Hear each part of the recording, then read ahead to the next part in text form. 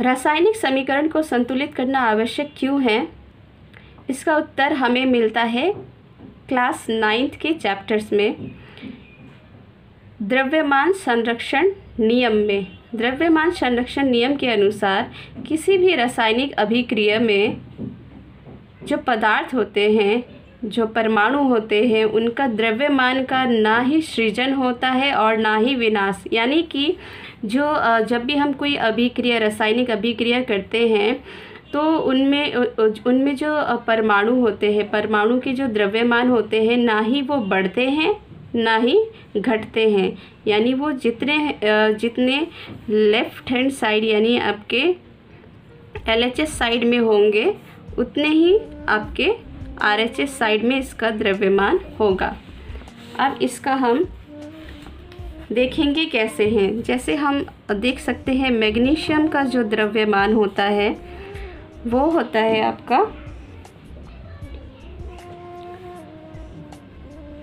24 unit, unified मास। Okay. और oxygen का जो द्रव्यमान होता है वो 16 होता है। ठीक है। अभी हम दोनों तरफ में देखेंगे कि इनका द्रव्यमान बराबर आता है या नहीं।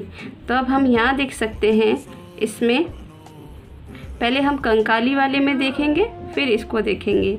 तो मैग्नीशियम प्लस ऑक्सीजन में हमें मैग्नीशियम ऑक्साइड मिला, और मैग्नीशियम का इसका द्रव्यमान है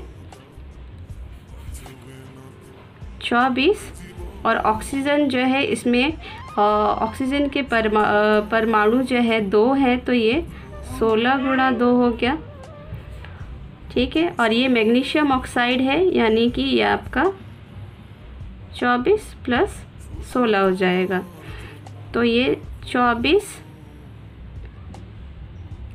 प्लस 32 और ये 40 हो गए, और ये आपका हो गया 56। तो आप देख सकते हैं इन दोनों में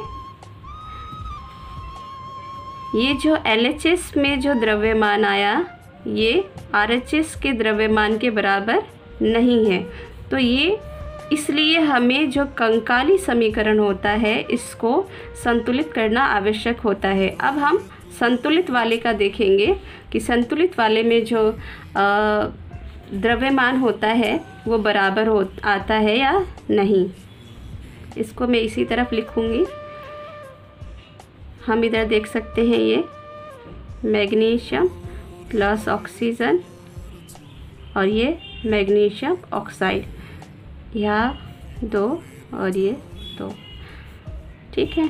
अब हम इधर देखेंगे, 2 गुणा मैग्नीशियम का जो है 24 होता है, प्लस ऑक्सीजन यानी 16 गुणा 2, और ये 2 24 प्लस 16। ठीक है। तो यहाँ देख सकते हैं आप, ये 48 आ गया, और ये 32 हो गया, और ये 2 × 40, और यहाँ पे आपका आ गया 80, और इस तरफ भी 80 आ गया। तो अब आप देख सकते हैं कि जो LHS में जो हमारा द्रव्यमान है वो RHS के बराबर हो गया, यानी कि ना ही द्रव्यमान का सृजन हुआ, ना ही वो बढ़ा, ना ही कम हुआ, ये दोनों ही बराबर है। इसलिए हमें रासायनिक समीकरण को संतुलित करना होता है, ताकि हमारा जो द्रव्यमान संरक्षण नियम है ये सही साबित हो। आपको रासायनिक समीकरण अगर बनाना है, रासायनिक समीकरण लिखना है और उसको अगर बैलेंस करना सीखना है, संतुलित करना सीखना है, तो सबसे पहले इसके लिए आपको इनकी संयोजकता और इनकी जो प्रतीक है ये याद होना ज़रूरी है। जैसे हमने इन सब का लिख रखा है, एल्युमिनियम का जो प्रतीक है, आइए आपने क्लास 9th में भी देखा होगा, पढ़ा होगा, लिखा होगा, याद भी किया होगा।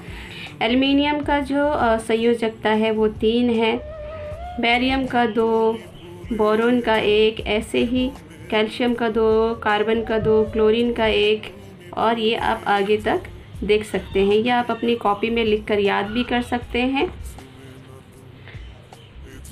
ये आप यहाँ तक देख सकते हैं। तो हमने इसका प्रतीक और इसकी जो संयोजकता है दोनों लिख ली है।